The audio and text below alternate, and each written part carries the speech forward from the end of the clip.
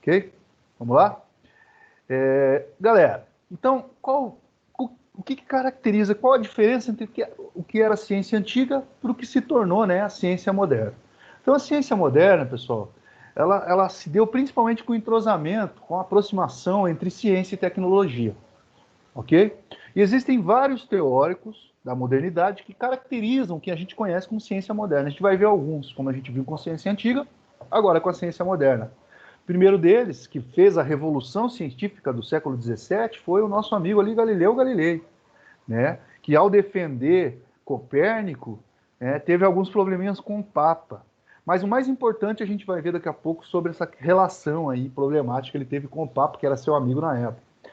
Qual que são as contribuições do Galileu? A lei dos corpos, enunciou o princípio da inércia e o conceito de referência inercial.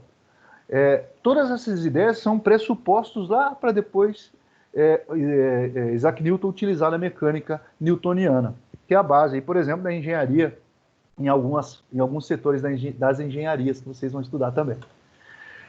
Outro autor muito importante para a introdução aí da ciência moderna foi Francis Bacon, galera, que introduziu o método indutivo na ciência a partir do empirismo. Os cientistas testam os medicamentos através da indução, por exemplo. Quando se testa uma vacina para a Covid-19, que a Oxford vai começar a fazer, espero que seja acessível a todos, né? Eles testam através de forma indutiva, ou seja, do particular para o geral. Eu vou explicar para vocês mais à frente essa diferença entre indução e dedução. Outro teórico muito importante foi René Descartes, que desenvolveu o plano cartesiano, né, que é a base aí da geometria analítica, né, vocês já devem ter estudado ou vão estudar em matemática. Na medicina também defendeu a ideia de que o sangue é um fluido que está da vida e o espírito dos animais. Né? Na ótica deu a base para a luz como onda. Na matemática, como eu já falei, criou a geometria analítica. E Isaac Newton, né? Muito importante não só na física, a partir da lei da gravitação universal e as 3 leis de Newton, mas também aquilo que deu base para a engenharia na mecânica clássica, contribuições também no campo da óptica e na matemática também foi muito importante Newton. Tranquilo, galera? E esses caras todos, né, fizeram com que aquilo que caracteriza a ciência moderna pudesse, né, se fortalecer. Ela é quantitativa, não mais qualitativa, ou seja, os sistemas, né, que são utilizados para explicar têm como base medições com muita precisão através de instrumentos dentro de laboratórios, matematização mesmo da ciência, né, uma linguagem objetiva e sistêmica que, obviamente, olha para o objeto de pesquisa, olha para aquilo que está sendo analisado de forma objetiva, né? E prova a partir de experiências que aquilo que ele está sendo analisado, aquele problema que levantou o cientista, pode ser provado. Então, matematização da ciência, né? Características muito próprias da ciência moderna, que é a base da ciência hoje para nós. Ok? Essa revolução científica do século XVII fez com que houvesse o que a gente chama de um rompimento, a separação entre essa física quantitativa, entre essa ciência quantitativa, com pressuposto da filosofia escolástica. Basicamente, galera, foi nesse momento que surgiu a separação de ciência entre ciência e religião. Ok? Então, a separação entre ciência e religião. Já vou explicar como isso se deu na prática. Então, a partir daí, surgiu um novo homem, aquela ideia de um homem firmado na razão, que deu origem ao iluminismo. Lembram na história, quando vocês estudam lá o iluminismo? Né? E a ideia de que o homem predomina sobre a natureza. Né? Teve agora, infelizmente, a gente está tendo alguns impactos negativos desse pensamento, mas esse pensamento foi a base da ciência moderna. Né? Então, o próprio Francis Bacon, ao preconizar esse pensamento racional, afastado das paixões e dos preconceitos, você olhar para o objeto de pesquisa de forma racional, né, objetiva, ele desenvolveu a indução. Qual que é a diferença entre a indução e a dedução? Ambos são métodos de análise importantes para as ciências. Ok? Vão ser utilizados por vários cientistas. A dedução parte do geral para o particular. Por exemplo, teoria da relatividade geral do Albert Einstein, dedução, ok? E a indução parte do particular para o geral. Por exemplo, a teoria da evolução do Charles Darwin, o darwinismo, foi através de um método indutivo que ele chegou àquela teoria dele, beleza?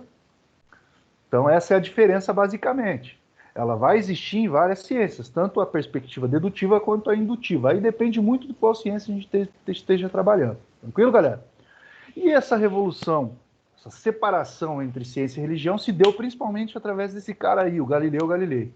Quando ele defendeu a teoria heliocêntrica, na obra em que ele defende essa perspectiva contra a teoria geocêntrica, quando ele defendeu Copérnico, né, que foi morto, foi um mártir ali, quando Ptolomeu, quando ele foi de encontro ao pensamento de Ptolomeu geocêntrico, né, ele escreveu toda uma obra dizendo assim, olha, a minha intenção aqui não é contrariar os dogmas da igreja, a linguagem que eu utilizo é apenas uma linguagem matemática para poder explicar o movimento dos corpos celestes, que nada tem a ver com a religião. O que eu pretendo é demonstrar a perfeição divina, né, que existe em todo o universo. Ele fez todo um jogo para poder publicar aquela obra dele, mas infelizmente ele foi condenado e sofreu admoestação. O que significa isso? Ele teve que renegar tudo que ele escreveu na frente de juízes e tal. Ficou preso, ele era amigo do Papa na época, mas ele ficou preso, prisão domiciliar, né? E também teve que abjurar. O que é abjurar? É quando você vai em público e diz, olha, eu não fiz, o que eu escrevi está errado, isso aqui não tem fundamento nenhum, ok?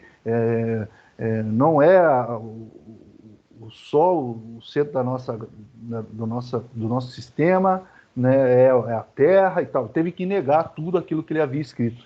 Claro, galera, nós estamos falando aí da saída da Idade Média, né? Estamos falando de um período da história. Se até hoje tem gente que fala, a gente está falando ainda, está tendo que provar para algumas pessoas que a Terra não é plana, imagine naquela época, né, galera? Imagine naquela época. Então, entende-se muitas vezes o porquê dessa toda essa confusão aí. E na época, galera, o que aconteceu? Quando a ciência foi demonstrando a sua eficácia, quando ela foi demonstrando a sua efetividade, ela foi sendo vista como um conhecimento superior à filosofia, superior à arte, superior à religião. Essa visão tecnicista, instrumentalista do conhecimento tomou conta, a partir daquele período, da mentalidade humana, né? E isso fez, né, teve forte influência e tem até hoje no pensamento de algumas pessoas de forma equivocada, tá?